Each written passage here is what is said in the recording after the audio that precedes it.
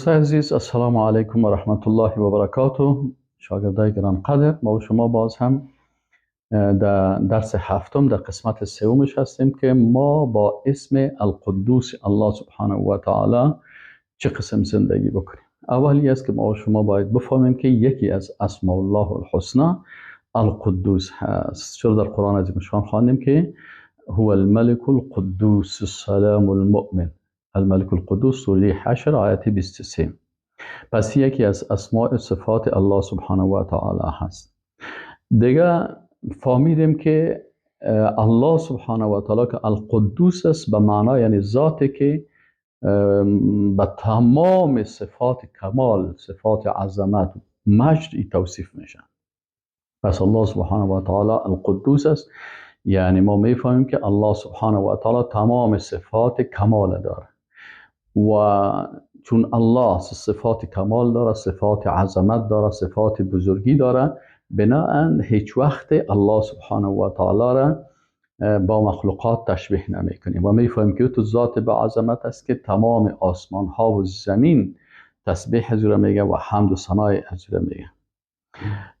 همچنان فهمیدیم که القدوس وقتی که ما فهمیدیم به این معنا که الله سبحانه و تعالی از تمام نقصان ها در ذاتش، در صفاتش، در افعالش، در احکامش، در عباداتش، در تمامش الله سبحانه و تعالی از تمام نقصان ها و عیب هایی که مخلوقات داره پاک است. پس هیچ وقت در ذهن انسانی که موحد است و یکتاپرست است و الله را میشناسه، هیچ وقت در ذهنش چیزی از این نمیگرده که مثلا به الله سبحانه و تعالی کدام صفت نقصان، مثلا ما وقتی میخوریم ناقص هستیم، ضعیف هستیم، ما ازدواج میکنیم به خاطر نقصان ما هست، ما به اولاد نیاز داریم به خاطر نقصان ما هست، به واسطه نیاز داریم نقصان ما هست. انال الله سبحانه و تعالی از تمام این نقصانایی که ما مخلوقات داریم پاک است. از این خاطر وقتی که در مورد صفت القدوس الله صحبت میکنیم، در اینجا باید مخلوق کاملا از ذهن خود دور بکنیم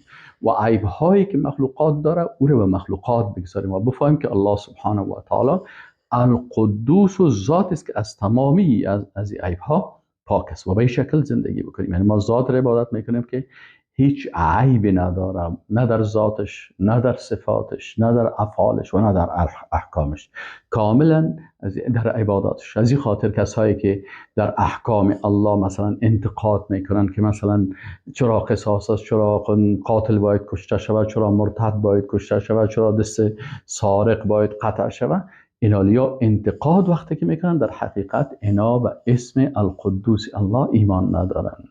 چرا؟ اگر اینا میفهمیدن که الله ذات پاک و منزه است، هر حکم الله سبحانه و تعالی با هزارها و میلیون ها حکمت است که ما حکمت از او را گاهی یک دو تایش میفهمیم، گاهی هیچ نمیفهمیم، چون ذات پاک است و مقدس است و از تمامی عیب ها در ذاتش و در صفات و در افعالش خالی هست و در احکامش همچنان. بنابراین نباید سر هیچ کدام از ما و شما انسانی که مؤمن است به این صفت ایمان داره در هیچ چیز شک نمی داشته باشه. ما کاملا یقین داریم که الله در ذات خود پاک است، در صفات خود پاک است از تمامی عیب ها و نقصان ها، در افعال خود از تمامی عیب ها و نقصان هایی که انسان ها داره پاک است و همچنان الله سبحانه و تعالی در احکام خود از تمامی عیب هایی که مخلوقات داره پاک است. یک انسان یک حکمی را میکنه، در حکم از او عیب میباشه، عاقبتش نمیفهمه، یا مثلا احکام غلطی را صادر میکنه و بعد از او حکمش تجربه میشه غلطی ثابت میشه، اما احکام الله سبحانه و تعالی از تمامی عیب ها پاک است. به این شکل باید انسان مسلمان موحدی که الله را مشناسه با صفت قدوسش با همین قسم زندگی بکنم. همچنان المنزه عن الانداد و الاولاد، باید وقتی که الله مقدس است بناهن شریک، ند، اولاد، فرزند، چیزهایی که در ذات الله مثلا نقص وارد میکنه، از تمام از اینا پاک است الله سبحانه و تعالی. شریک نداره، فرزند نداره.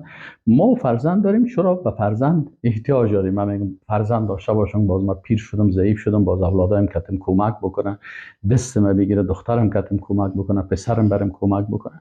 اما الله سبحانه و تعالی به این چیزها نیاز نداره، مقدس و پاک است. باید به این شکل ما بفهمیم.